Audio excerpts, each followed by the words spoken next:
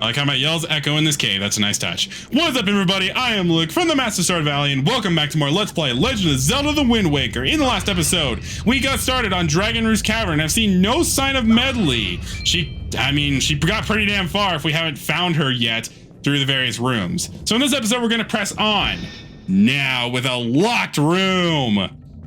You might see one bokoblin out of sight, but don't fall for that, basically. I'm going to take your weapon again. Seems to be a staple of what I'm going to do. Just to be a dick to them, really. So we do that right there. They might be wondering why the door isn't opening and such.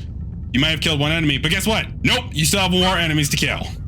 So we want to smash all these because they're of course they're hiding from us. I guess I'll abandon the stronger sword for now. Get that right there. Get you. Okay, so it wasn't all these. I can still smash all the pots for my own satisfaction and, you know, do all that. Oop, give me that. Do that. No, no, no. Hey! Do that. Ha-ha.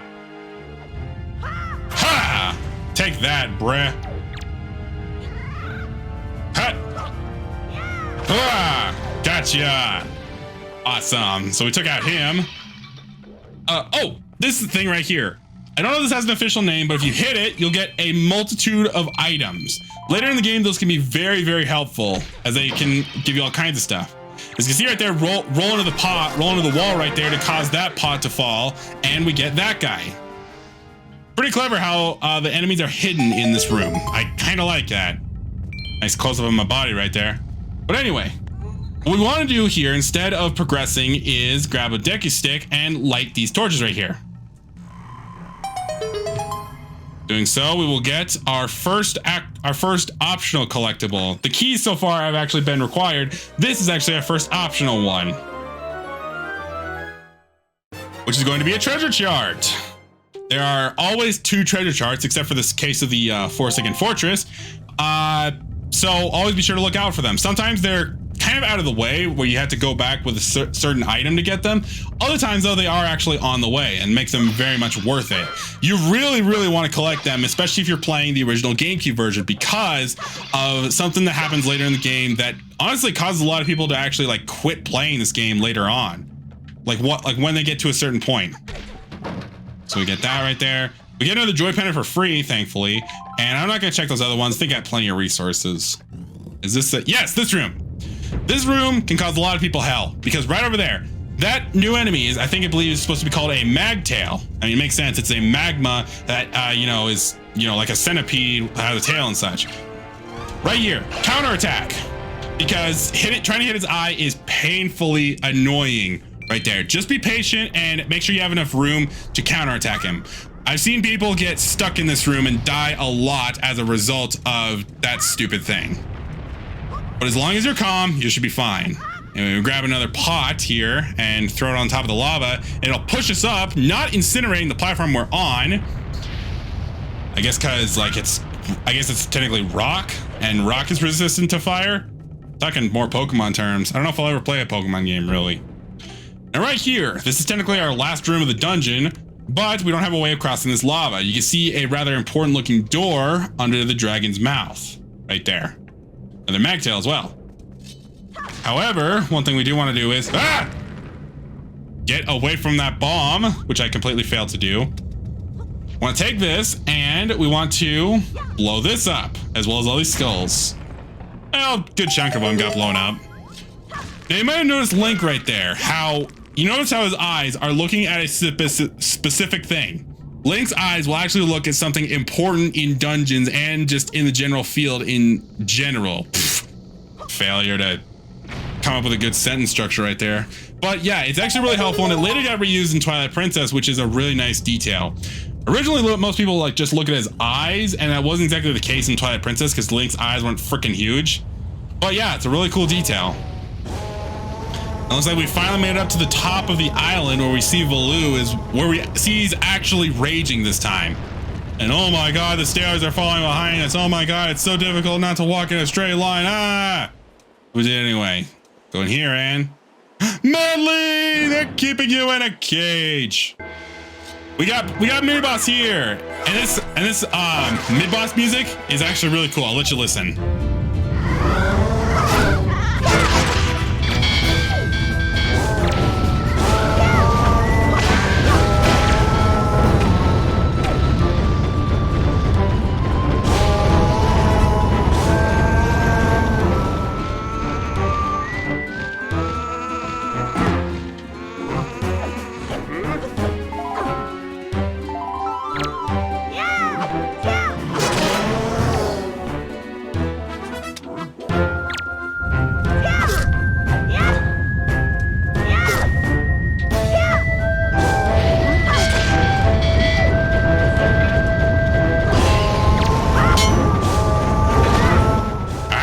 Okay, I think that's enough, but yeah, it's a pretty cool mid-boss theme.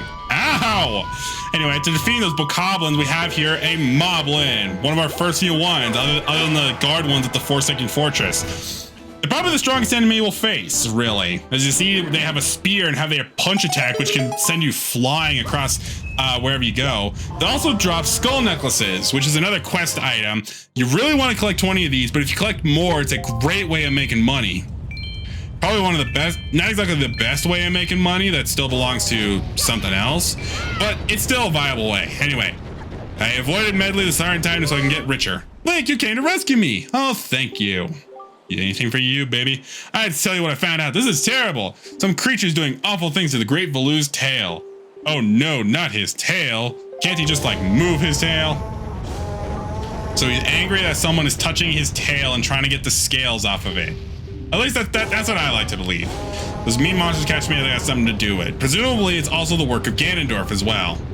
Considering that we also saw bokoblins in the Forsaken Fortress.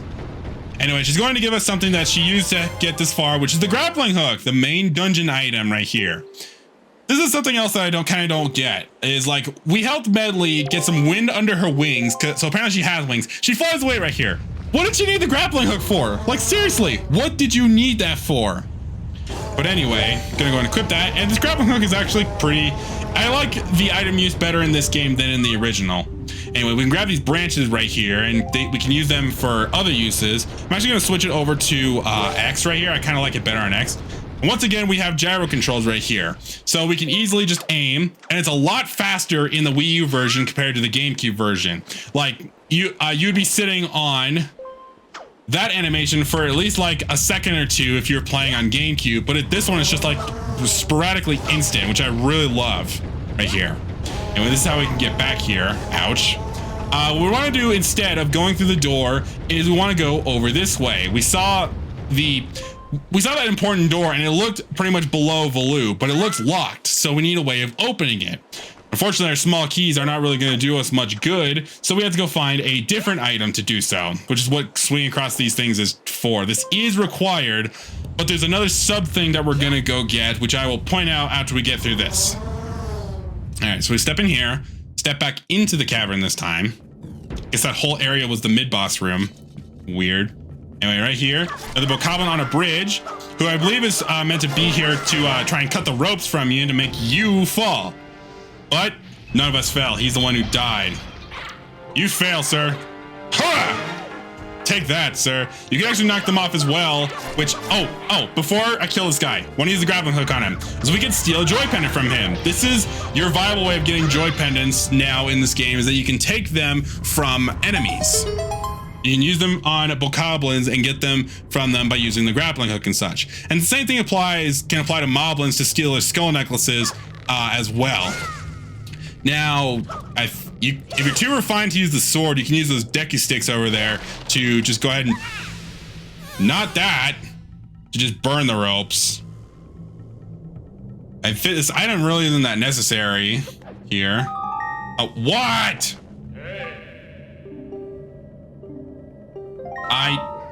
King of Red Lions, I know.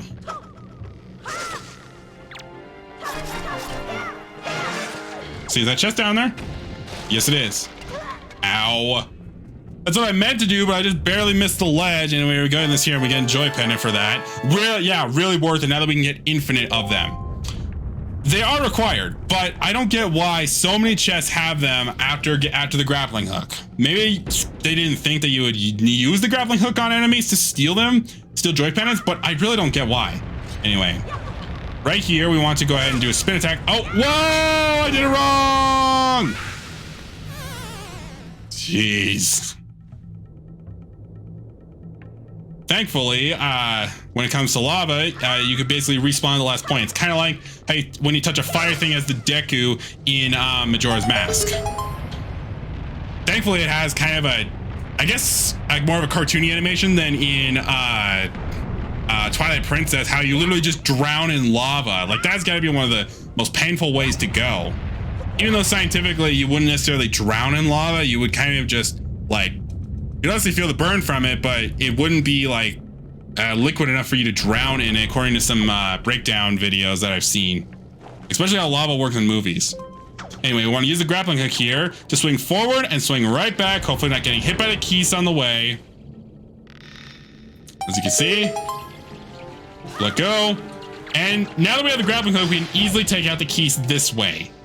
And this this thing right here that I just swung across is actually kind of a route of getting kind of a shortcut, but I'm gonna try it later to see if I can make it work. All right, now in here, we want to basically use the same skills that we learned on Tetris Ship with Nico. By pressing ZR, we can obviously stop and go up and down. Letting go of it, we can swing. So we want to use that to our advantage to lower ourselves before swinging further and jumping. You can probably do it in one continuous motion. I don't really like doing it like that. I much prefer just lowering myself. Okay, so we grab this and swing across. Whee! Nice. All right. So in here, we have some fire guarding a very special looking treasure chest. Try to go up to it, we get burned away. And what we want to do is, we have another magtail right here. What we want to do is use the grappling hook when it does that. Doing so, it'll cause it to curl up like this, and we can now pick him up and set him down on things. So we have some pretty cool puzzles doing it like this. But we open this special treasure chest right here, and we get ourselves the fourth item that we saw on the title card, which is the big key. I don't know why they called it Big Key in this game and in Twilight Princess. In Phantom Hourglass and Spirit Tracks, it makes sense because you carry it to the boss door. But why they call it that in this game makes no sense to me. The key isn't even that big. It's bigger than our small keys, to be sure. Die. But still, I don't know why they called it the Big Key. Like, that doesn't really make sense to me. Anyway, we've gotten our big key now, which is the required thing to do. What I want to do now is head back over here. As you can see on the gamepad. I don't know why I decided to rotate, but right in here, I'll probably just put an arrow there to show it. There's one more chest that we can grab now that we have the grappling hook. So we're gonna go get that and then finish up this dungeon here. So I will meet you guys back to where it is we need to go. I'd recommend you just use the teleporter pots if you can't do the shortcut that I'm about to do. I kind of forgot that I was going to show you guys a shortcut. Okay, good, I made it. All right, I'm going to try something here. What I want to do for this is get rid of this keys. And the second one,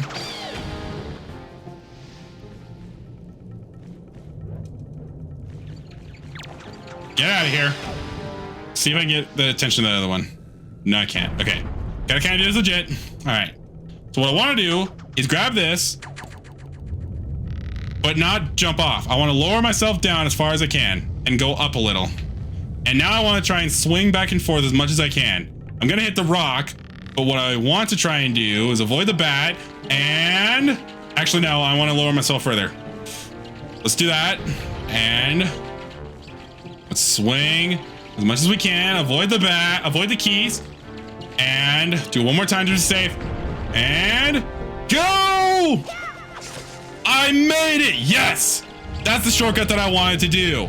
It's a shortcut that is actually pretty useful and saves you a lot of time if you're going for 100% instead of taking the teleporter pots. I mean, to be fair, even if you want to like go this way, it's actually kind of a shorter route to get back. You don't have to bother with the grappling hook as much as you do if you were to say not do this, basically. Anyway, back here in this room, we want to go to the right here and grab onto this. And swing across. Break that. And we get ourselves another treasure chest right here, which is going to be the other treasure chart of this dungeon. There's always 2 in each dungeon, like I said, with the exception of the Forsaken Fortress. There we go. We got a treasure chart. And it's telling us about the instructions once again. Tells us that every single time. I guess kind of good if we forget like what we're like how to use it after not playing for a while, but I don't really get it. Anyway, I'm gonna meet you guys back by where the boss door is. Love the animation right there of him coming out of the pots. It's really cool. Anyway, we have the grappling hook now. We got the big key. Let's take you out. Or I can just land on you. That's perfectly fine too. Magtail, come on over here. Come on over here. Oh boy. All right, so come here. Come here, you.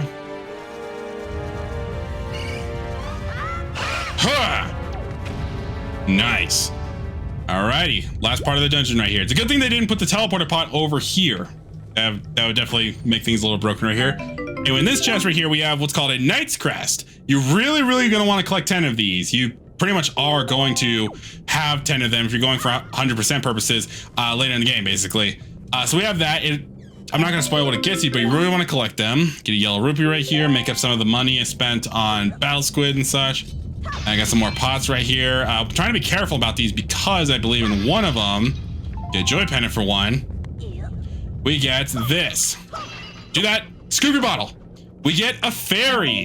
Fairies are another staple as well. If you capture them in your bottle, it will bring you back to life if you die. So if you're not very experienced at this game, you're probably going to want to have a fairy on you.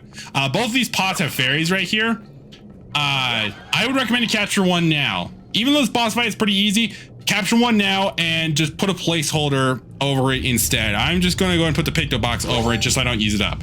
All right, we got ourselves the dungeon map, the compass, we got the big key, we got the grappling hook, we got all 2 treasure charts in this dungeon. Let's go fight the boss and let's calm Valoo.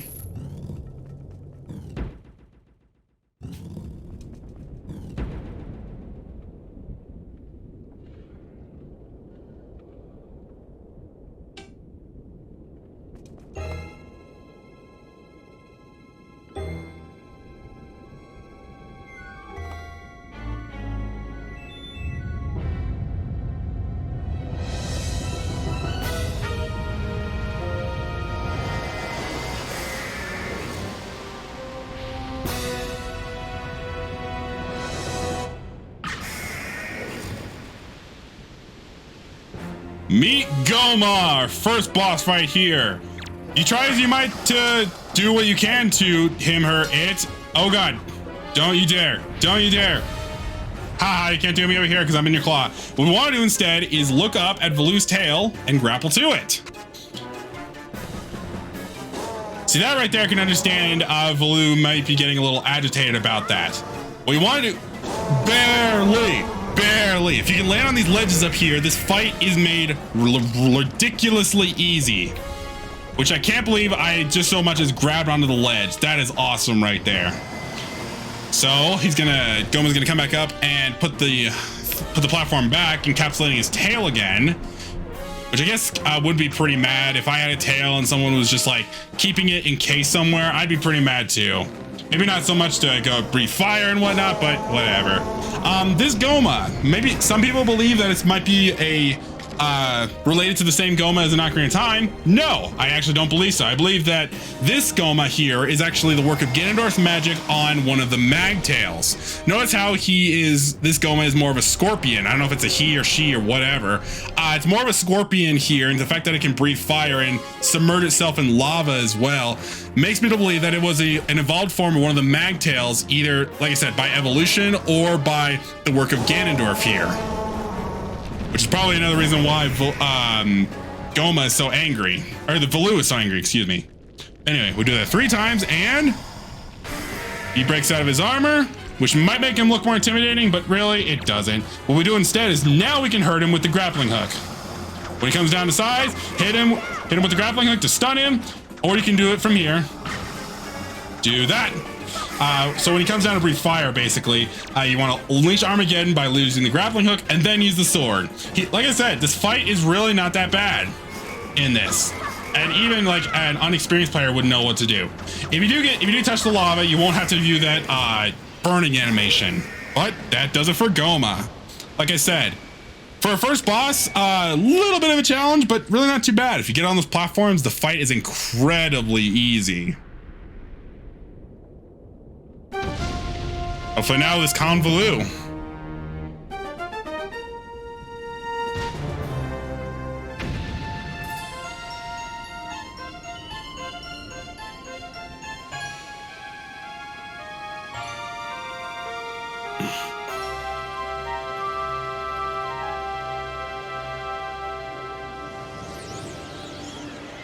So I guess technically this also means that Goma was creating this lava pool that it was in, because unlike King Dodongo, let's grab a heart container, typical staple. Every time you beat a boss, you get a heart container. Because this lava cools over to the point where we can walk on it after Goma is dead and not, it submerges like into the lava and such. So maybe this lava was created by Goma, aka Ganondorf. I don't really know. Let's step into the portal. We got everything in here, every chest, every item, every heart thing, heart container, whatever. Let's leave.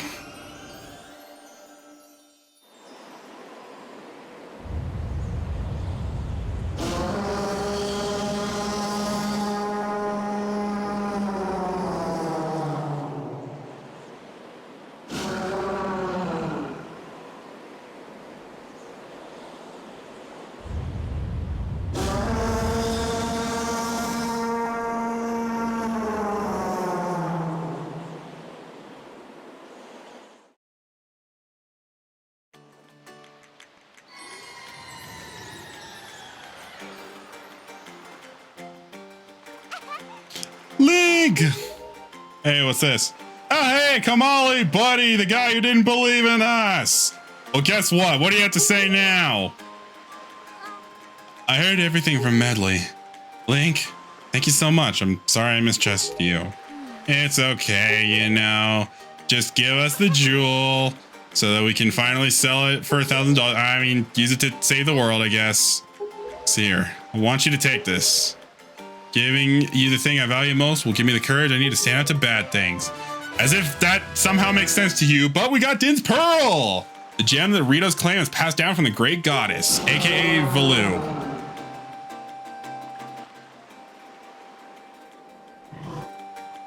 The Great Valoo is grateful to you, Link. The Great Valoo is grateful.